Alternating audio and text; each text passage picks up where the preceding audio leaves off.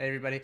Welcome to the Player Driven Podcast. Here's what you're about to listen to on today's episode. Today, we're doing an encore episode. It's Scott Reismanis. He is the founder of Mod.io, and we're going to talk about all things UGC. UGC has been such a hot topic for the beginning of this year, all of last year, that we're going to continue to hit on it hard. It's a really great episode.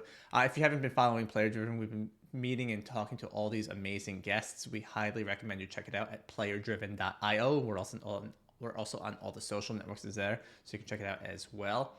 And we have about 2.5 months of new content starting next week. We have lots of great podcasts, lots of great images and infographics and content all around us, so be sure to check it out. Keep following, and if there's anything you haven't heard that you want us to talk more about, just drop us a line and let us know. Before we do jump in, this episode has been brought to you by Nexus Mobile. We love Nexus Mobile. They have provided us with the Red Magic Pro 10.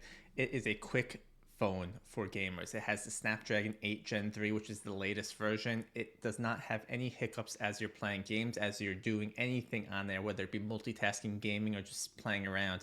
It has built-in cooling with a real fan. It's buttery smooth, the OS, and there's a lot of great stuff on this phone. We highly recommend you check it out. We'll have a link to it in our show notes, but you can check out the Red Magic Pro 10 exclusively on Nexus Mobile. And enjoy today's episode.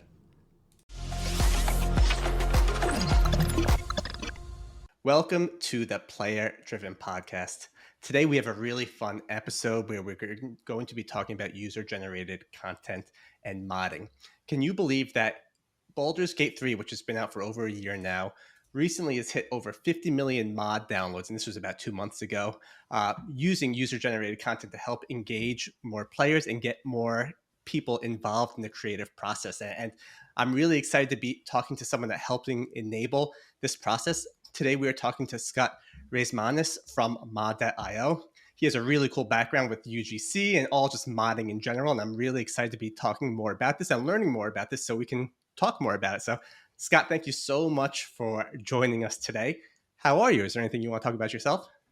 Hey, Greg, great to be here and very nice to meet you and your audience. So a bit about my background, which you sort of touched on. I've been in modding now for over 2 decades. I launched moddb.com way back in 2002 because, like many of us, I just loved the creativity and everything that the playing community was doing. At the time, I played a lot of first-person shooter games, your Dooms, your Quakes, your Half-Lives, and your Unreal Tournaments of the world, as well as a lot of RTS, StarCraft, Warcraft, and Age of Empires, and Command and Conquer. And I I really went deep into that whole creator scene. I realized that I couldn't mod myself when I failed miserably at making a Doom level. But what I did realize is I had a real passion for connecting people and sort of enabling and creativity and sharing. And selfishly, I wanted a destination and place where I could find amazing mods and content that was being made because the internet was quite a different world in 2002, and so ModDB was born as a way to sort of bring all those passions together. I guess that's still running today, and excited to talk about the topic with you more, Greg. Yeah, I'm fascinated that you're not the one creating mods, or at least when you started, you weren't creating mods, right? You saw a need in the marketplace when you were playing your games, right? Was there a specific game? I know you said a whole bunch of FPSs and RTS games, but was there one that was just like, I need this? Well, for me, it was always it was always Half Life. Like many, like Counter Strike was probably the real eye opener. But back then, you had Counter Strike, Team Fortress, Day of Defeat, Natural Selection. Like there was just so many incredible mods been made for that title and total conversions. In fact, like it was really the no, you didn't really have good access to engines, and you had source code access. You had the editor and everything else, and so people were able to make really amazing things. But I guess what blows my mind about modders is just the ability to pick up someone else's bit of technology that isn't necessarily well documented. Requires a very diverse set of skills from sort of design and 3D work through to 2D HUDs to programming pathfinding and everything else for all the characters and the NPCs, as well as the player and animations. For me, it was just mystifying. It was too much. And as much as I am an engineer and developer, sticking to 2D HTML and CSS and JavaScript was enough. So let's talk about mods. I think mods, I remember maybe it was 15 years ago, I got Skyrim on my Xbox 360, and a number of years later, Bethesda opened up modding to consoles, and I think that was mind blowing for a lot of console players because usually mods were reserved for the PC players, and all of a sudden it's enabled a whole new set of people to create content for players who are playing on console. And I think that's such a cool experience. It improves the engagement, improves the retention because players are coming back. Um, you mentioned, or it was mentioned online that 1.7 million mods were downloaded in the first 24 hours of console launch, which is Baldur's Gate 3, which is awesome. That means the audience was excited for it. They were hungry for it. Why is it such a game changer? What was the biggest hurdle in making it happening? I mean, I think really, in many ways, the challenge on console has always been that they're closed ecosystems, right? Like they're not. It's not like PC, which is very open. There's certification and there's security checks, and there's all these other sort of systems that consoles require games to go through before shipping. And so those systems, unfortunately, meant that just modding was not possible in those worlds. Having said that, uh, one of the reasons I think that PC has been seeing year on year growth now for many, many, many years, whereas a lot of the other platforms are potentially going in the other direction, is because the modern consumer is growing up, expecting more from their games. Like studios really want to connect more deeply with their players and everything else. So having modern consoles really embrace that has been absolutely amazing. Like we now work closely with PlayStation, Xbox, and also Nintendo for the Switch. I think across each of those systems we have 20 plus games live, and as we saw with Baldur's Gate, we also saw it with Skater XL, SnowRunner, Totally Battle Simulator, like a wide range of games. All of those players, almost none of them, realize that modding is possible when it comes, goes live in their favorite title, and so there's always this insane reception, and it's even dwarfed PC gamers, which has surprised me. Like they're consuming more content than the PC counterparts. Um, there's just like the positivity on socials where it's like holy cow, thank you so much. Like this is the best thing ever. I love making my character's hair green, like whatever it is, even the most simple content, right through to the really advanced ones, where it's like amazing. I've now got 20 vehicles in my garage in SnowRunner. It's just been really, really, really encouraging and motivating for us. And really, it was probably the major thing that led to the formation of Mod.io, and that is modding is fantastic. We think it's going to continue to grow and continue to be more impactful. And Steam Workshop is an amazing product at doing integrated and accessible modding for Steam players. How can we expand on that and make it possible for console users, non-Steam users, even mobile users, VR players? And so really that was the foundation. And then of course there's another 20 plus ideas that we want to explore. But it's been really, really encouraging to see the Baldur's Gate community, and others like that, like Dying Light and others, just respond so positively to it. And we can't wait to continue. We've got a lot of games behind the scenes, so we're going to make this happen for as well. Yeah, following you on LinkedIn and in the news, right? More and more games are adopting this. They're seeing the success that all these games are having with this generated content. Going back to the original question, was when you kind of came up with this idea when you were younger, did you see this coming into a business? You basically saw a need in the market for you wanting to download all your mods in a single place. But did you see that blowing up to where you are today? And definitely not. And I've got a perfect story for that. And that is when I founded ModDB, it was purely hobby. And in some ways, it was a selfish hobby because I made it because I was inspired by Internet Movie Database, IMDb, and that's a location where you can go to find reviews for all your favorite movies. I'm like, you know what? I want to create a location where I can go to play all my favorite mods. I was at the time having to search across File Planet and FileFront and all of these other various websites, and finding mods in a consistent and reliable way to play was kind of challenging. And so ModDB selfishly was a way for me to encourage the community to all submit to a location that I could then browse and download and play. And so that was the original, that was it. Like the motivation back then was I wanted to play this content, and my friends wanted to play it, and we loved consuming it at LANs and just trying heaps of different game modes and ideas out to see what really stuck and resonated with us. But of course, what happens is when you do something, when you're solving a need, as we were, I guess the business opportunity kind of follows, because naturally there was a lot of other people that shared my same passion and desire, and all of a sudden, within a couple of years, ModDB had millions and millions of monthly visitors that were coming to download content for the same games that I loved, and asking for a lot more. And there were games that they were playing that I wasn't playing, and things that we started adding to the site, and the modding and creative community just kept growing and growing. And really, the catalyst for it becoming a business was IGN reached out.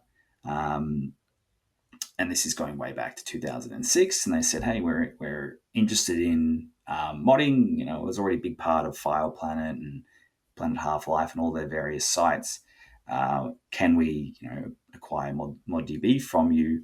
So I went and visited them, and they made an offer. Ultimately, I didn't accept the offer.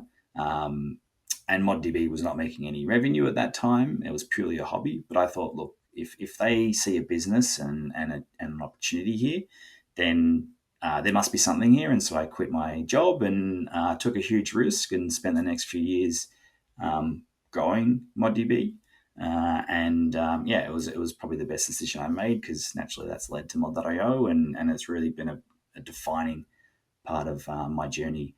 I'm still excited 20 years on for what's coming next. Like, I still think we've barely scratched the surface. That is such a cool story. I mean, I imagine you're basically a kid. You are a kid 20 years ago. You get a call from IGN, right? When you're a kid back then, the internet wasn't as huge as it is now, right? IGN is the staple video game website there, and they want to acquire your passion project that you're building that's making no money, and you still had the balls, for lack of a better word, to be like, no, you know what? If you see this, there's something there, and you want to go in it. And I just love the courage it takes to just kind of follow that dream. You had an out, but you said, no, you know what? I want to keep going higher. And that's truly shows your love and dedication for it, right? It's not just a business. This is a true passion project that you're building out. And I think that's so cool. I really appreciate that. And yes, it was. IGN was enormous. They owned half of the gaming sites on the planet at the time, and they, even after I turned them down, went attempted to make a competitor. So, it was a big decision. But yeah, when you believe in something, you got to go for it. So I want to talk about UGC in general and kind of the developer and the business side of it, right? Mm. User-generated content has the ability to create additional revenue streams for your game. You've been talking about a 23% increase in consumer spending for companies that are leveraging UGC. Can you kind of talk a little bit about how this does enable those additional revenue streams, and what's the risk, if any, to developers for incorporating stuff like this? Yeah, so UGC is really interesting because anecdotally, the evidence is really strong to suggest it creates really great success. Because if you look at the most enduring brands in gaming, there's a very high chance that there's a strong UGC element.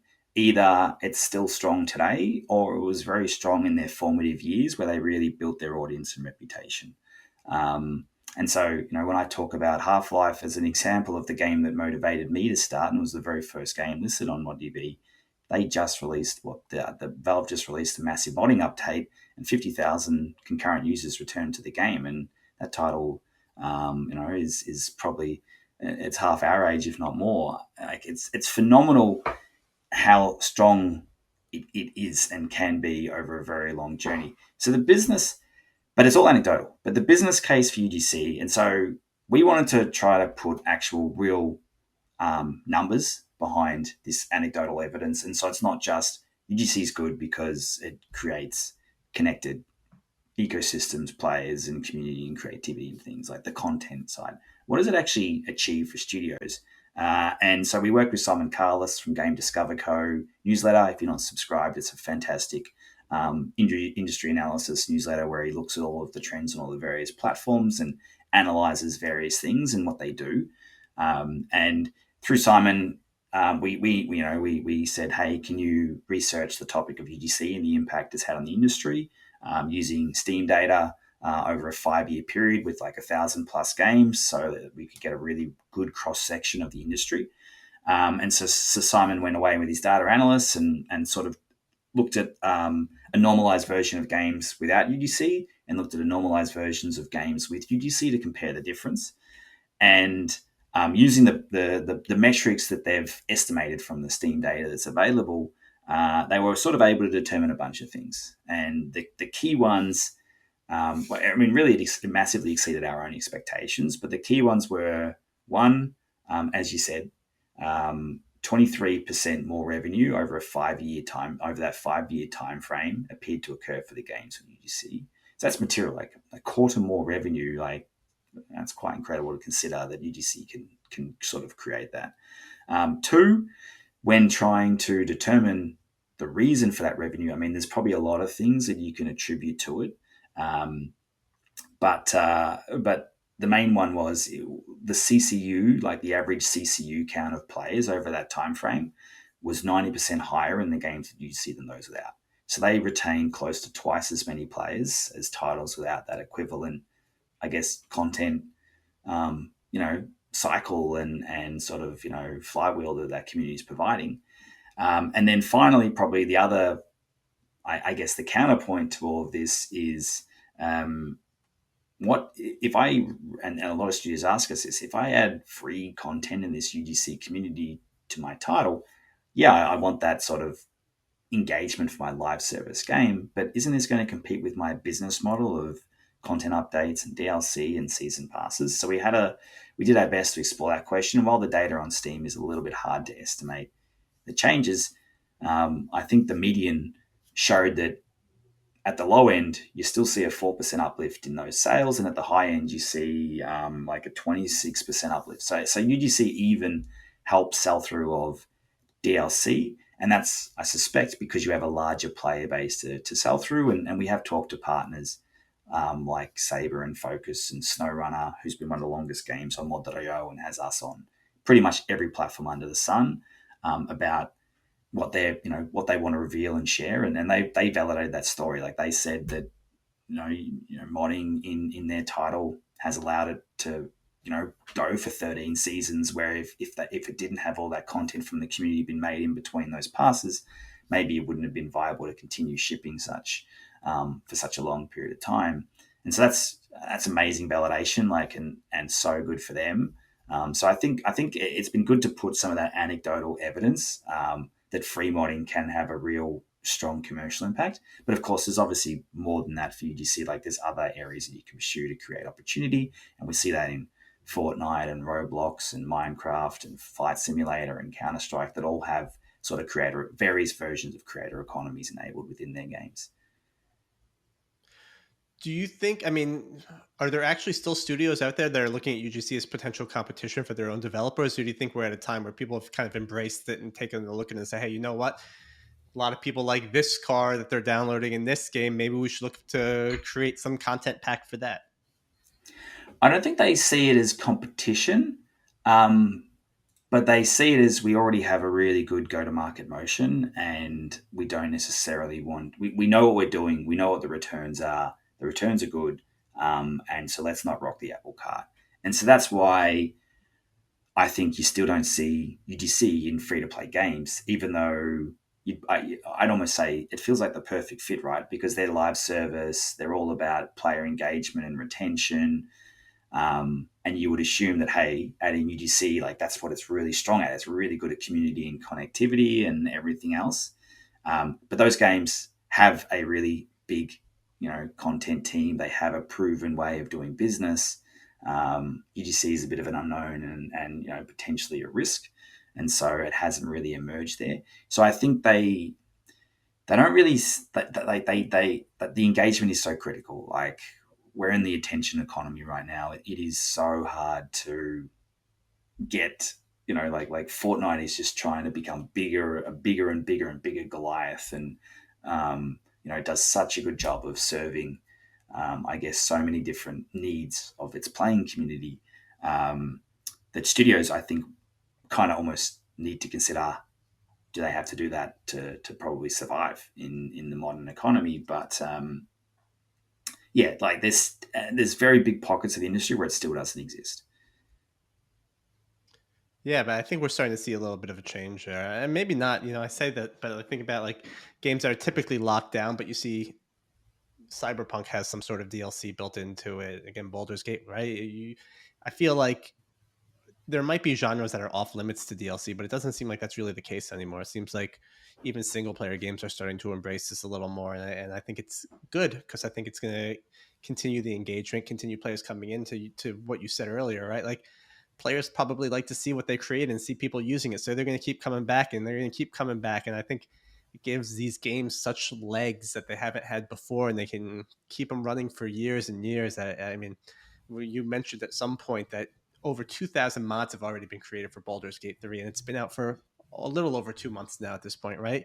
Like, that's nuts. People must have been itching for this, waiting for this. I mean, this game's gonna be Yeah, relevant for years. It's seen player over player growth from last year to this year, and last year was the game of the year. So, I mean, I think this is an amazing thing you've created for the community. Obviously, the community is creating it for themselves as well, but I think you're helping enable that, and I think that's awesome. yeah. I think I absolutely, it is really changing, and we see that firsthand. We have the benefit of seeing it.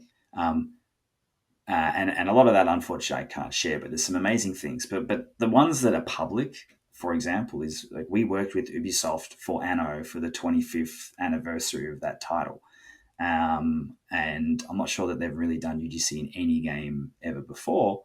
And they wanted to give something back to the community, and so we released it, and the reception on Reddit and elsewhere was just overwhelmingly positive. They're like, "Thank you, devs. This is incredible.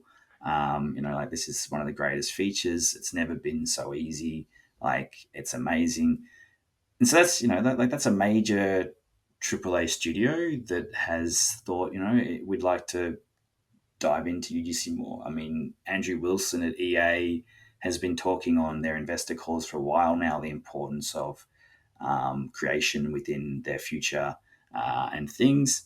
So, there was a point in time where Battlefield 2 was the most influential game on ModDB if we go back, 12, 15 years, and it had some of the most incredible mods because you could create these 256 player, like these massive sort of scale engagements through it that no other game really could do.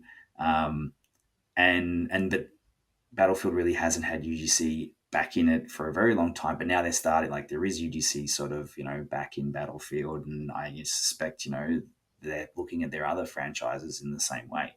So I think for the players, like, that should be really exciting. Like, that these massive studios are acknowledging how important it is, for their survival and opportunity and future growth, and I think it's going to deliver massively for them and for the community. From the developer side, what's it like implementing Mod.io, right? Are they overseeing everything? Are you just the framework? Like, my next question is going to go into kind of this gray zone. How do you prevent cheaters? How do you prevent bad content, right? But the question is, where does that responsibility sit, right? Is it on the studio itself? Yeah, so I'll tackle this in two parts because one of them is just the implementation, which is sort of almost the development side, and then one is the operation, which is sort of the grey area that you were describing. So if we look at the first part, uh, integration, really the first step for a studio is, how do I make my game moddable? And that is, what sort of content do we want the playing community to be able to make? Are they making skins and emotes and liveries, like, more sort of cosmetic and simple sort of content? Are they making levels and, new worlds to explore? Or are we going to allow them to go to really deep and almost create total conversions and things which bring new gameplay and elements in? So the first thing for the studios to solve is that part of the equation. Historically, we haven't really helped with that because it's a very personal game design decision. Like, what do you want your community to do? What do you want to see? That's game development work and gameplay work to make that all run and work easily. We do help a lot more now because one of the common traps that we see on engines like Unity and Unreal is studios will build in mod support in a way that doesn't work on consoles because consoles can't quite work in the same way as PC. You can't sideload content, you can't load DLLs, you can't run scripts, you can't overwrite and move files around. So you have to think a little bit more about your modding loading structure to ensure that you have that console compatibility, which is so important today. So we do help studios a little bit, but ultimately that's the first thing they need to solve. But once they've solved that, the actual mod.io side, like, we're getting better and better and better at onboarding games, at plugins. Like, we provide a plugin for Unity, Unreal, and custom engine titles. And those plugins now feature what we call a component UI, which is a very modular, unopinionated framework for changing the look and feel and the layout of how consumers will access content in game. So you can get a much higher quality, bespoke, very personalized version of Baldur up and running. And we always say to companies, you'll get that prototype running in anywhere from 2 days to 2 weeks. Like, you will have that mod content distributing through your title in a very short time frame. It's the polish and the going through the console compliance and setting up all of the authentication systems where there's a bit more nitty gritty to kind of work through. But ultimately, like, studios do get mod.io up and running with 1 to 2 engineers in anywhere from 2 weeks to 2 months, and then there's a little bit of extra time depending on what you want to change and do differently. And our team helps throughout that process. We'll set up a Slack channel behind the scenes and we'll be available for questions and things to do it. So on the technical side, I feel like we'll get a really good grip and we're getting better and better and better. And our tooling is getting better and better. Our dashboards and our documentation is. And we have a lot of great games onboarding now without even talking to our team through mod.io, which any studio listening today could go and experiment and do. So that's that side. I'll stop for a minute in case you wanted to ask some questions about the operations and the grey side, but otherwise I can carry on with that thought. My only question would be, I guess, you get approval from the consoles, right? I know when you release a true DLC, Microsoft's got to sign off on it, PlayStation's got to sign off on it, or whatever. They got to go through the approval of the store. Once mod.io is approved by again, I know it's not you being approved, it's the game being approved, right? At that point, it's almost like, all right, we got approved for the modding stuff. Anyone could submit stuff now, right? It's like basically, I'm not gonna say an open door, right? But it allows them the flexibility of basically releasing stuff at a quicker pace than if it was official. I don't know if that makes sense or if that's accurate. Yeah, it does, and that's probably the most amazing thing because right now every game update that gets shipped onto a console platform goes through a certification process that takes time and money. Whereas modding is a feature that once permitted and you've got your approach greenlit, doesn't need to really go through certification at that point. The studios are allowed to send content through that pipeline and live into their game immediately. The major caveat here is that each studio that does console modding, we're not privy to this, but they will talk to their Sony or their Microsoft representative or their Nintendo representative, and they will say, we want to have UGC as a feature in our game. We think it's going to be really powerful. Here's how it's going to work. And Sony and Microsoft and Nintendo will say to that studio, that's fantastic. We're really excited for this. Hopefully they'll say mod.io is a great partner, and you should be talking to them about it because they've done it with a lot of games. But here's the rules that we need to ensure that you follow because that content isn't going to go through a traditional certification loop. And so they might say, no scripting, no shaders, and other things. But provided the studio follows those rules and can design their system or sandbox it in a way that meets whatever requirements there are and gets a sign off. Once they've done that, it's amazing. Like, yeah, you can now um, let your creator community create and release onto platforms and follow the pre-described rules in place. So yes, there are some sort of little barriers there, but I can say that all the platforms that we're working with are seeing fantastic results from UGC.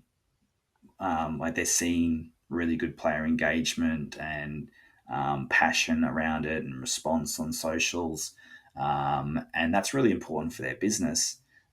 So uh, they've been very active in working with us on what are best practices and how can we allow studios to do more and more and streamline this process and get it better and stronger. And to their credit, we've been 100% taking active steps, month on month, year on year, to continue to do that. And so, yeah, like these days, it's the number one reason that studios talk to us for sure.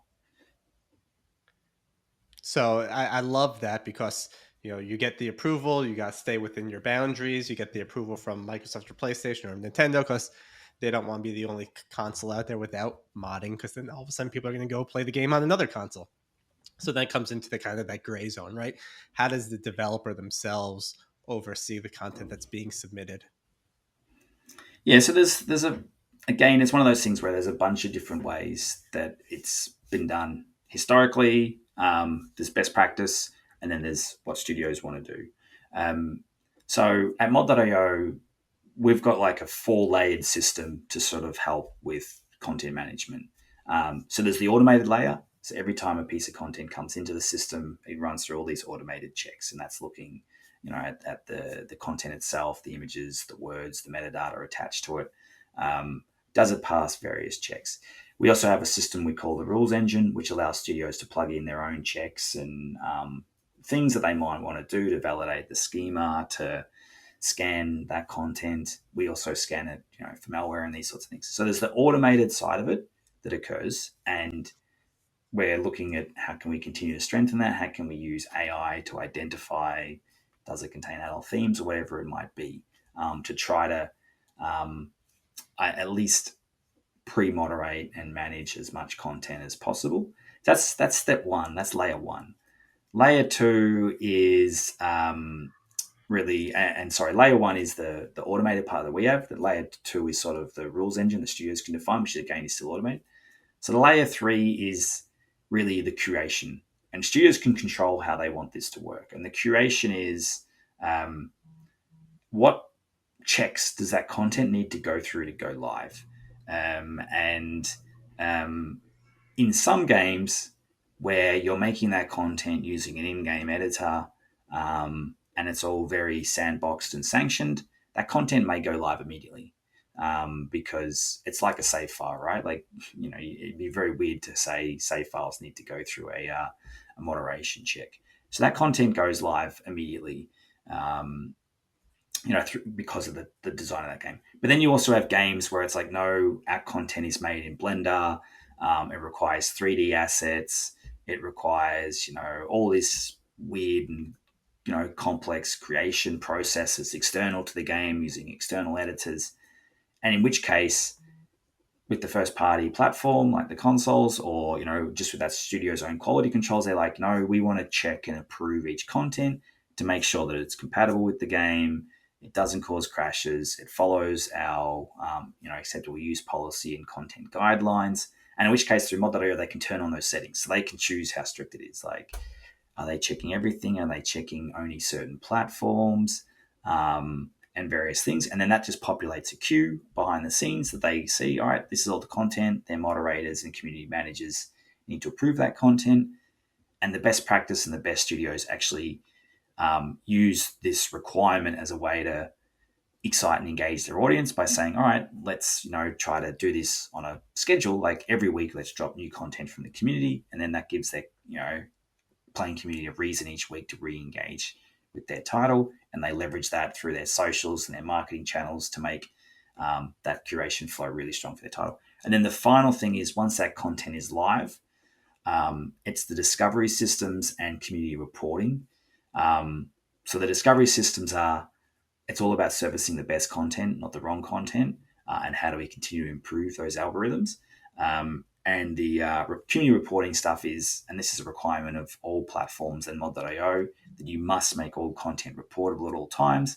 This allows rights holders and allows players to flag content as, this is my content, it shouldn't be up here, in which case we will take action and remove it. Or it's like, this content is not working for me, in which case the creator can be made aware of that and can fix that content. So there's sort of like the fully automated, the curated, and then the reactive sort of community-based moderation. Like they're the key layers that we put in place to try to create and encourage a healthy ecosystem of content. And then it's the studio's own guidelines. And then it's, do they want us to apply and enforce those rules for them? Or do they want to be, close and connected to their community and drive their own dashboards? We give them the option of both. Like we see our role as, like where we see ourselves being unique is we are the service provider. We don't want to, we provide recommendations and best practice, but we don't necessarily want to prescribe. If a studio wants to do something a particular way, we want to support it, make it as good as we possibly can, and then get out of the way and let them do that. And so as much as possible, we try to live that sort of ethos. I really like how I mean, I know it's up to their strategy, but I love the idea that you could basically create like a drip marketing content release with all this stuff coming in, right? If you get a lot of users creating this content and you want to put it out slowly, so it's not like a all hits you at once type of thing, you can create this, you create a crazy longevity to the game, right? By saying, hey, every week we're going to release a new update, like, and it's user created content. I think that's such a great way to keep things fresh, keep people logging in. I mean, I've been playing a lot of Call of Duty recently, and it seems like every time I turn it on, there's an update and something new. That I'm just like, all right, what's new now? And you kind of go searching through the menus for what's new. So I love how you're enabling these studios to have the ability to do that if they're putting that content in their games. Yeah, it's actually awesome for the creators too, because as much as I think everyone wants their content to go live, it brings attention to it. It's like, oh man, what's new this week? Oh, amazing. I'm going to try that out. In the world, I mean, I don't know if mod.io, do you have your own little community, but like, are there top creators that create across all the games? There are very, very, very talented creators out there that do create content through a variety of different systems. But we've polled creators a lot of times. Like we've said, hey, what is your motivating force for creation? Um, and the vast majority, it's for the love of the game. And when it's for the love of the game, you're modding content for the game that you're playing because you almost see yourself more as a creator and not a consumer.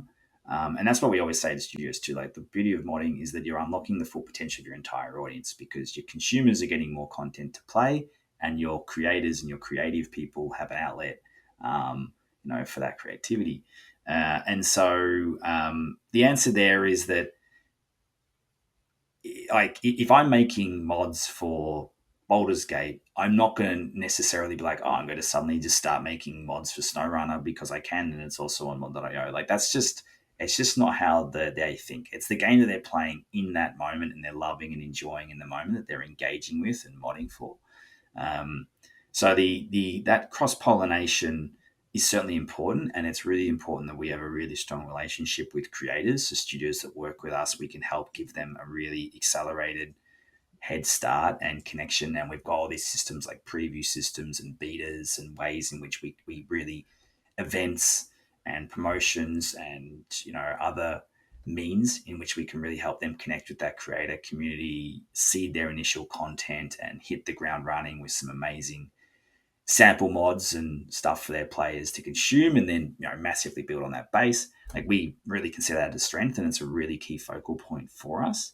But at the same time, creators they're like their motivating force is varied, and it's the game is a key component for that, which I think makes sense. Yeah, like it's basically passion of the game is the fuel that kind of creates great content. A true player really knows what they want to add, and I love how you put that. One thing I'll add to that, though, just quickly, if you don't mind, is that there's a big push right now towards democratization of creation, and I think it's valid. Like if you're creating a game like Super Mario Maker, you want it to be easy. Like the whole point of the game is creation, so you don't want it to be hard to make content. Like you want everyone to be able to make and share. Um, but when you look at Baldur's Gate 3 or other titles that we've got live, like they have probably 10 million plus, north of 10 million players, and they've got all this incredible content. You only need a very small percentage of your audience to actually be modders to create, a really impactful material thing. Like their top mods have millions of downloads at this point, have been loved and enjoyed by many, many, many people. That's coming from a smaller subset of their community. So they're a very small but mighty group, and you don't have to democratize creation. You just have to enable imagination, really. Um, so yeah, a lot can be done with a small and passionate player base. That's the beauty of it. Yeah, and it's funny. It's in a similar way with all these new AI tools coming out. It allows the imagination of people to kind of do some crazy stuff and create some crazy content. But you kind of start to learn that just because I can make something creative with AI doesn't mean it's special, right? And I think when you're a true player of a game and you truly love a game, right, there's again that passion inside of you that you know exactly what to create, how it works, the way Mm, it fits in. Like it's hard to put into words, but like I always tell people to keep playing around with AI, but it's very obvious when people just copy and paste AI stuff into whatever it is because it looks it, it feels it. It doesn't have that human element. But when you mm, have someone that's passionate about it, creating a mod, even if it's again a small subset of users, that like the fact that they're taking the time to build a mod for a game, and maybe I'm sure people create crap mods. We've all been there. We've all played them before, right? But like those ones that are special because they care. They put that love and feel into it. And I think it's important. And Mario Maker is a great example because anyone can make a level in Mario Maker, right? I remember messing around with stuff, and you know what? At the end of the day, I suck at it. I just don't have that creativity side to actually make it mm, flow really well. But then you see some people that are building some crazy stuff out there. Like it's like a symphony, right? Everything just kind of sings when mm. you're playing it, when you know what they're doing. And I think it takes a special person to be able to create something like that. I think again, AI and tools will help you get there, but to make it sing is something that's special. Yeah, you really feel the passion for sure. Completely agree with that sentiment. From again, from the kind of public or the developer's perspective, what are some of the key metrics that studios should be looking at once they implement something like this? I'd say the key metric is what percentage of their player base is engaging with UGC. And so, like Baldur's Gate recently talked about 40% of their player base engaging. Like that's insane. That's very, very, very high. So if you're doing something like that, you're doing it very, very, very well.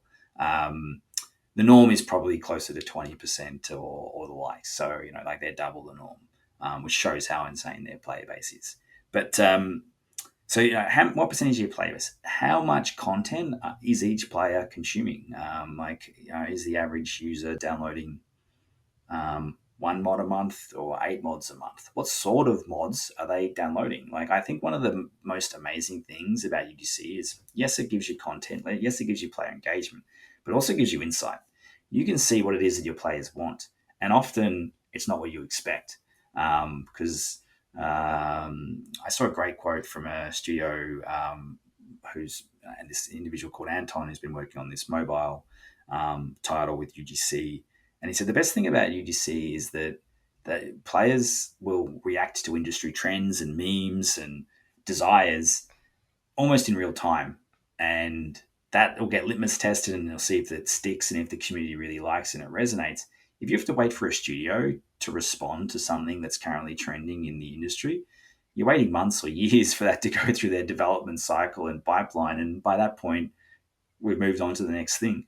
And so the best thing actually is probably the insight. Like it is, what is the type of content that peer players are consuming, and then finally, I think the most amazing thing, and I've heard this story so many times through ModDB and Mod.io, who are the most influential and top creators in my game, and should they be working for my company?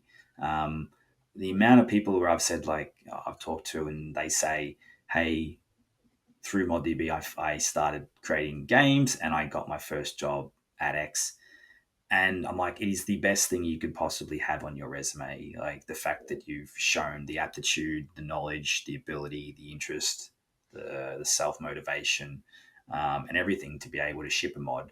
I think that's a phenomenal accomplishment, and it's a really strong validator for studios to then be like, you know what, we want to work with this person. So there's a lot of key metrics that are really important, as well as just purely consumption metrics, like the obvious ones. What has the most downloads, the most subscribers, is highest rated. Like, look a bit beneath the surface, and there's a lot of value there. I think that goes for almost any industry, and I love how you brought, hey, if you want to get into the industry and you can start modding, just start modding and throw it on your resume. Same thing with artists. If you want to be an artist, just start drawing, to put some stuff out there, right? Like, Mm. do it. Don't just talk about it. And I think doing it will show studios, will show anyone, not just studios, employers, that this person is hungry for this. They're willing to just do it. And I think that goes beyond school and education. It says, hey, Mm. this person is working towards it. And I think that's a quality that everyone who's listening, or everyone in general, should just be doing. Like, if you're hungry for something, go get it. It's not going to come to you. Yeah, 100%. Two quick, easier questions for you. What game are you playing now? And what is the most mind-blowing mod you've seen? Whoa, the most mind blowing mod I've seen. Wow, that's a good question. Um, You can tell me something you came up with during Half-Life. Not even remotely close. Um, I'm trying to think of like something obscure that no one's heard of because I've seen just so many amazing ones. Like one that's always stuck in my mind, and I really should know the name. This is it's just that I'm going back like 16 years, but this one just really stuck with me. And someone completely changed the rendering engine, I think for Unreal Tournament, but I might be wrong here. And they made it into papercraft. So like the characters were like paper animated, so they looked like paper, and I think they brought in like hand animation into the game, so the entire world was now like cardboard characters, but it looked really, really, really good. I'm not even sure if they ultimately shipped it, so I might be saying something here that you can't even play, and I'm way off base. But for whatever reason, that one's just stuck with me forever, and I think no one's probably ever heard of it. So I thought I'd give you a creative story rather than just probably answer in a more predictable way. Um, We will try and like find it. yeah. It's definitely on ModDB somewhere, and it may have never shipped. And I'd love to look at it now because maybe I'm like, geez, I was way off base. But the game that's got me fascinated at the moment, just because I just want to learn, like motivating how different people play and react, and that is it's a title you won't even know. It's a VR title called Gorilla Tag. They launched on Mod.io only a month ago, and they're doing absolutely insane numbers. Like they're doing 200,000 plus UGC installs daily of these levels. It's played by a younger audience. You've got no legs; you just swing around in this VR space. And so it's the reason why it's fascinating for me is just think that younger demographic. Like I think that the entire industry talks about Roblox because it's so significant. It's impossible not to, but no one plays it and really understands it. And so I really want to understand it because yes, I'd love to play Baldur's Gate and Transport Fever and Dying Light. Like these are all the games that I know and familiar with and consume. And modding for that is really familiar, but I really want to get into the headspace of things that I can't understand and experience it. So putting on the VR headset and just seeing this and seeing the content and how it's consumed and enjoyed is something that sort of I'm trying to make myself become more apt at. It's awesome. And, I'm looking at your library of games, right? Gorilla Tag is first. I remember talking about it last time and checking it out. Like, I love that idea of like, hey, what are kids playing these days? Because, I know what I know, but like, what don't I know? What else is that? And I think it's amazing. What people won't know is they're 100-person studio. They've like enormous, like absolutely enormous, doing incredible things, and it's just yeah, so I think understanding that is super important. So taking a look at kind of the games, right, that you guys support on our final question. My final question is going to be about kind of the future of UGC. Where's it going? But you're already in such amazing games like Drill Attack, like you mentioned, Baldur's Gate, Sins of a Solar Empire, Transport Fever, Dying Light, SnowRunner, Anno. There's so many cool games that if people are playing with mods, you may not even know that that's powered by mod.io. In this awesome creator content world where people are creating content, where do you see the industry going with UGC? Very loaded Well, question for the last one. I'm sorry. no, absolutely fine. I think that there's going to be really, really significant change. Like, I believe that, I mean, the really big vision of mine is that we've kind of, we go through cycles, and we've gone through this cycle back in my day, like if I go back 20 years when I first started, where you didn't have access to engines and technology. And so, because you didn't have access to engines and technology, if you're an amateur or indie game creator and you wanted to make a content, you had to mod Half Life and StarCraft. That's how you had to make a game, by modding one. Then Unity and Unreal kind of gave equal access to engines and technology that AAA studios have. So all these indie creators started shipping games using an Indie Unreal, and total conversion mods have largely sort of faded away. And now they're sort of, generally speaking, more on the maps and the cosmetics, like the smaller scale of things. But I actually think that we're coming full circle now, which is really exciting to me. And that is, I think the hardest thing for an indie creator is access to an audience. Like, there is so much content releasing through Steam and Xbox and iOS. You can make an incredible game, but then never rise above the noise that exists on those platforms, because it's just so competitive. And so, how do you create opportunity for yourself? And so, I think games that do an incredible job of enabling their creator community, um, they that in turn they then think about maybe the commercialized side of UGC, and that is, how can they let their creators make a living out of this? And I think we'll see a fair bit more of that. And all of a sudden, you have a situation where, if I'm an indie creator, rather than starting from scratch, I can make a triple A level quality game by modifying someone else's. I can ship it immediately to a large and engaged audience. I can run it. I can solve really complex technical problems, like run it cross platform, um, and I can multiplayer and other systems that are really hard to operate, and live service and scale and have cost. Like this game gives me the foundation for all of that, and I can do that and create a business for myself. Like, I think that's really exciting. Like, that's where I think UGC is heading, where these games become these amazing platforms for creations, and like, that's what we want to unlock at Mod.io. We want to make that possible for studios to have a turnkey solution that enables them to pursue this opportunity, grows their game, grows their audience, grows the success of the commercial success of their title, and then can almost just become like this rolling snowball. It just gets bigger and bigger and bigger, as we've seen others that have done this well do. So I think that's a really significant change and shift that's going to happen over the next couple of years, because of what we're working really hard to do, and studios are really keen to do, because it's just, they see it as so important for their success. They realize that that UGC is just fantastic at all their key metrics and the things that they value, and now they want to dig deeper than they probably historically have.